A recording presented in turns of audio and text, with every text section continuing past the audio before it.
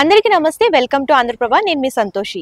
ప్రస్తుతం ఉండే రోజుల్లో వాయు కాలుష్యం అనేది ఎక్కువ ఉంటుందండి. దానివల్ల అనేక ఆరోగ్య సమస్యలు, అలాగే వాయు కాలుష్యం వల్ల చాలా మంది చనిపోతూ ఉన్నారు. ఎందుకంటే వాహనాల నుంచి రిలీజ్ అయ్యే గ్యాస్ కానివ్వండి, అలాగే కంపెనీస్ నుంచి రిలీజ్ అయ్యే కెమికల్ గ్యాసెస్ కానివ్వండి, అలాగే ఏ సందర్భమైనా ఇప్పుడు ఏంటి క్రాకర్స్ కానివ్వండి, ఇవన్నీ కాలుస్తారు కదా. దానివల్ల వచ్చే కాలుష్యం వల్ల వాయు కాలుష్యం అనేది ఎక్కువ పెరిగిపోతుంది. ఈ వాయు కాలుష్యం వల్ల చాలా మంది ప్రాణాపాయ స్థితుల్లోకి వచ్చేస్తున్నారు, ఆరోగ్య సమస్యలు వస్తున్నాయి. అలాగే దీంతో పాటు స్కిన్ రిలేటెడ్ ఇష్యూస్ కూడా చాలా వస్తున్నాయి అన్నమాట. పింపుల్స్ కానివ్వండి, స్కిన్ డల్ అయిపోవడము, ఈ ప్రాబ్లమ్స్ అన్ని కూడా ఎక్కువ ఫేస్ చేస్తున్నారు ప్రెసెంట్ వచ్చేసరికి ఈ వాయు కాలుష్యం వల్ల.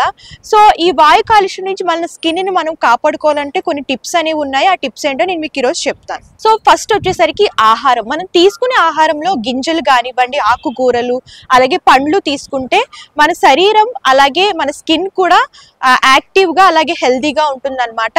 మనం మంచి ఫుడ్ తీసుకుంటే మన స్కిన్ రిలేటెడ్ సమస్యలు కూడా ఏమీ ఉండవు. సో ఇంకోటి వచ్చేసరికి వాటర్ కూడా ఎక్కువ తీసుకుంటే మన శరీరంలో కాలుష్యం వల్ల ఏంటంటే స్కిన్ అనేది డ్రై అయిపోతుంది, పొడి బారిపోతుంది అనమాట.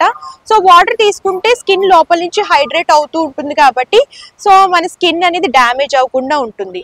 అండ్ ఇంకోటి వచ్చేసరికి బయటికి వెళ్ళినప్పుడు 2 సార్లు మనం ఫేస్ వాష్ చేసుకోవాలండి. ఫేస్ వాష్ అలాగే క్లెన్జర్ కూడా యూజ్ చేయాలన్నమాట.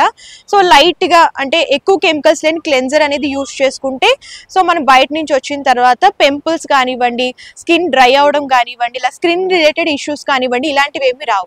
అండ్ ఇంకోటి వచ్చేసరికి సన్ స్క్రీన్. సో మనకి వాయు కాలుష్యంతో పాటు యూవీ రేస్ కూడా ఎక్కువ పడుతూ ఉంటాయి మనం బయటికి వెళ్ళినప్పుడు. సో సన్ స్క్రీన్ యూజ్ చేయడం వల్ల స్కిన్ రిలేటెడ్ ఇష్యూస్ కానివ్వండి, అలాగే ఈ వాయు కాలుష్యం వల్ల వచ్చే సమస్యలు కానివ్వండి, ఇలాంటివి ఏవి రాకుండా ఉంటాయన్నమాట. సో ఇవి బయటికి వెళ్ళినప్పుడు మీరు తీసుకోవాల్సిన జాగ్రత్తలు. సో మరొక టిప్తో మళ్ళీ కలుద్దాం. అంతవరకు సెలవు. చూస్తూనే ఉండండి ఆంధ్రప్రభ.